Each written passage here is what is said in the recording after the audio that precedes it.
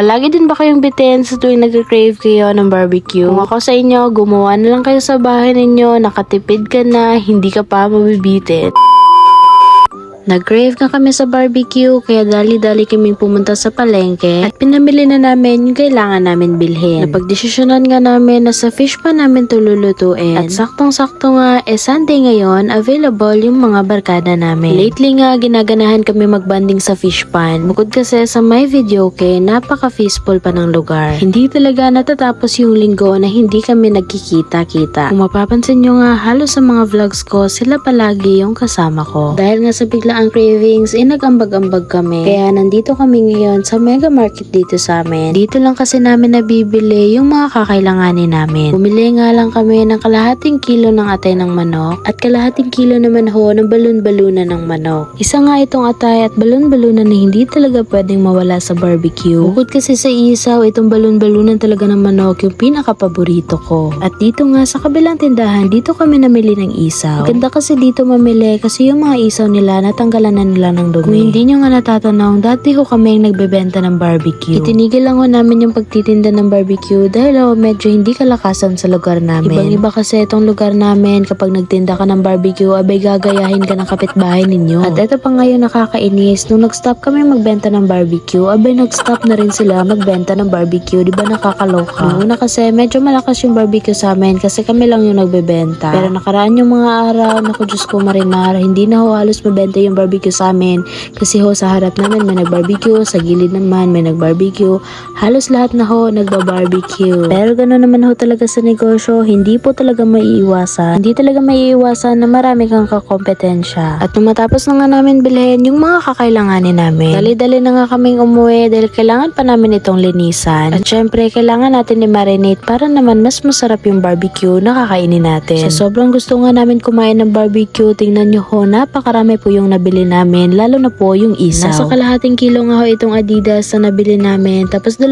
kilo ho yung isaw, kalahating kilo naman ho yung atay na manok, at kalahating kilo naman yung balon-balunan. At nung matapos na nga namin itong mapakuluan at malinisan, eto naman at minamarinate na namin. Nilagyan lang ho namin yan ng toyo, oyster sauce at ketchup, tapos minarinate lang ho namin yan ng 2 oras. At eto na nga yung pinakamatrabaho sa lahat, yung tutuhugin mo sila pa isa-isa. Time consuming talaga yung ganitong trabaho kasi hindi naman natin ito matatawag na barbecue kung hindi natin tutuhugin. Kami nga lang dalawa nitong ate kong nag-intindi na rin barbecue kasi wala ho dito yung ibang mga kasama namin. So sobrang dami nga ng pinamili namin. Diyos ko, natagalan talaga kami sa pagtuhog. Ganito pala talaga ang nagagawa na matinding cravings. Diyos ko marimar. At ito na nga lahat ng barbecue na tinuhog namin. Tapos nagluto na rin kami ng kanin. At eksaktong 3:00 nga nakarating kami dito sa fish pan. At agad-agad na nga namin niluto itong mga barbecue na inihanda namin. Literal talaga na hindi na kami mabibitin dahil tingnan nyo nga naman sobrang dami nitong inihanda namin. Sobrang napapaisip talaga ako kung kaya nga ba namin ubusin ito lahat. Minsan-minsan nga lang ho itong nangyayari sa amin kaya nilubos-lubos na talaga namin. Sobrang napakahirap talaga kapag cravings mo na yung nakakalaban mo.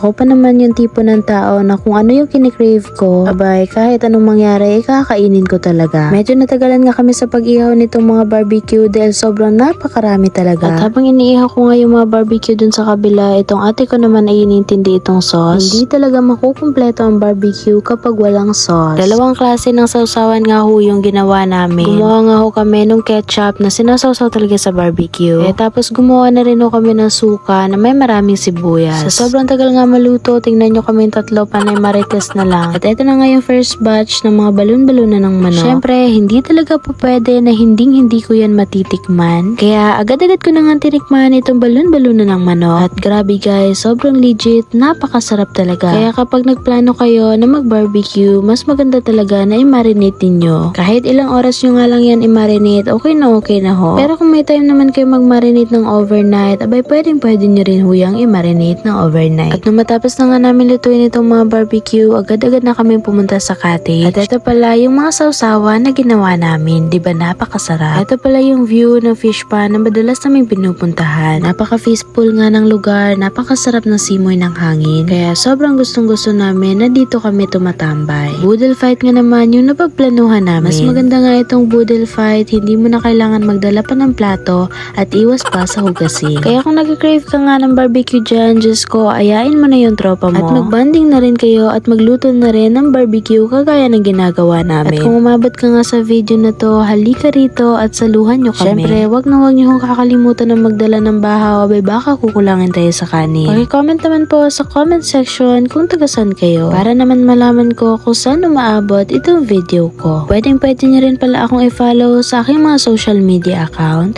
Meron akong Facebook, YouTube, Instagram at TikTok account.